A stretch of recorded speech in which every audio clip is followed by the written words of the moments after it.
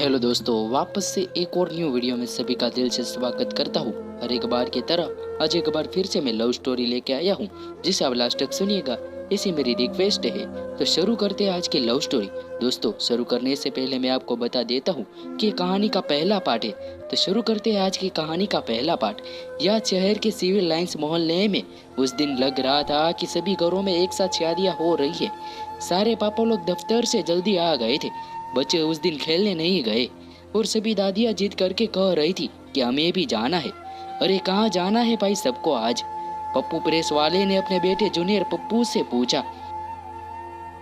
बात दरअसल ये है कि पप्पू जी इतने आलसी थे कि जब उनका लड़का पैदा हुआ तो आलस और आगना था कि हमारे कोई नाम सोच ही नहीं पाए। सो बेटे का नाम जूनियर पप्पू रख दिया और 2 पप्पू हो गए उनके घर में। खैर, हम भी कहाँ कहाँ भटक जाते हैं, वैसे वो दिन ही भटकने वाला था। सो सीनियर पप्पू ने अपने माथे से पसीना पोंछा और पांजों में उसी हाथ को घिस लिया।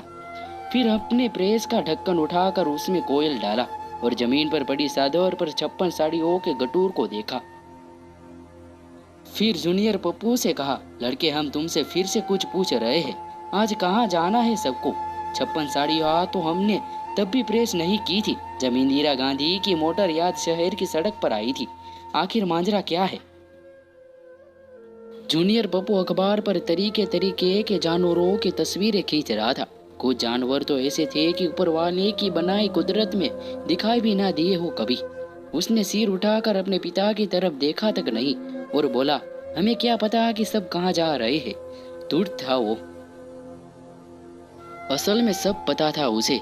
उसे मालूम था कि आज क्यों 56 साड़ियाँ इतनी तकदीर से, इतनी अर्जेंसी में प्रेस करवाई जा रही है।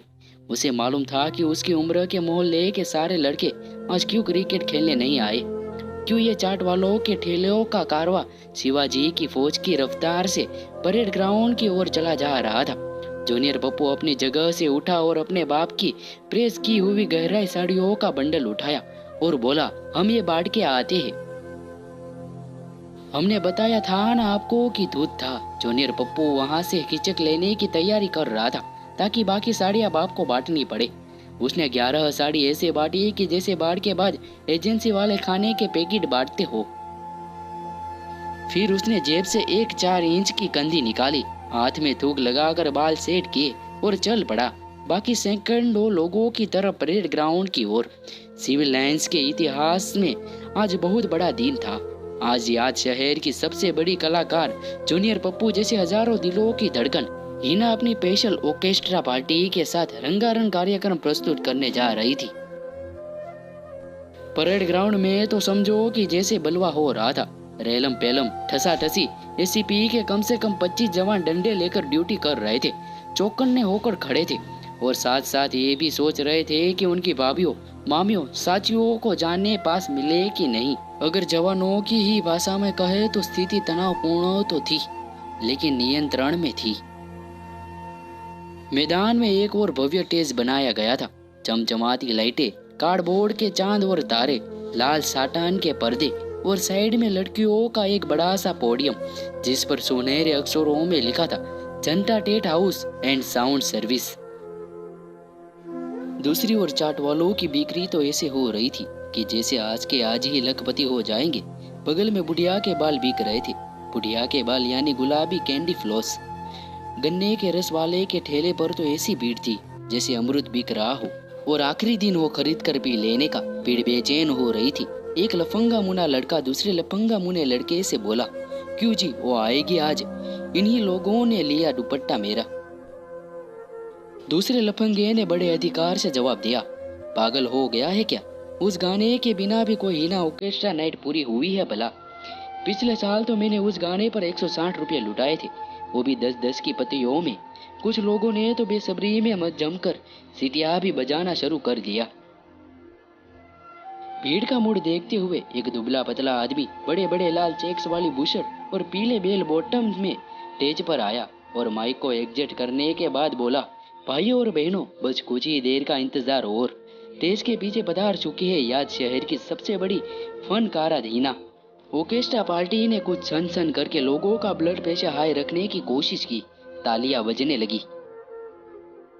स्टेज के पीछे ग्रीन रूम में किसी ने बाथरूम में नल बंद करके पूछा, कितने लोग आ गए हैं?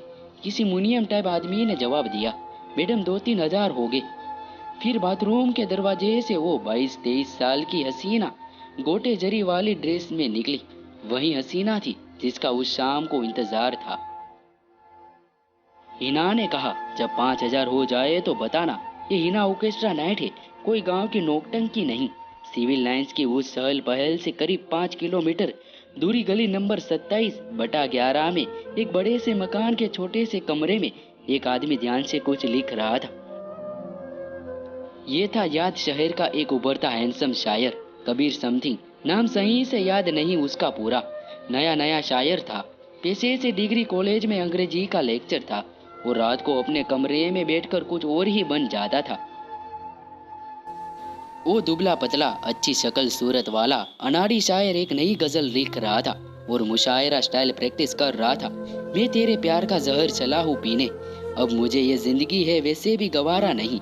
मैं ख्वाब में हूँ चला, नजरों के सकीने अब तेरे बिना है। समंदर का अब किनारा नहीं, मैं तेरे प्यार का।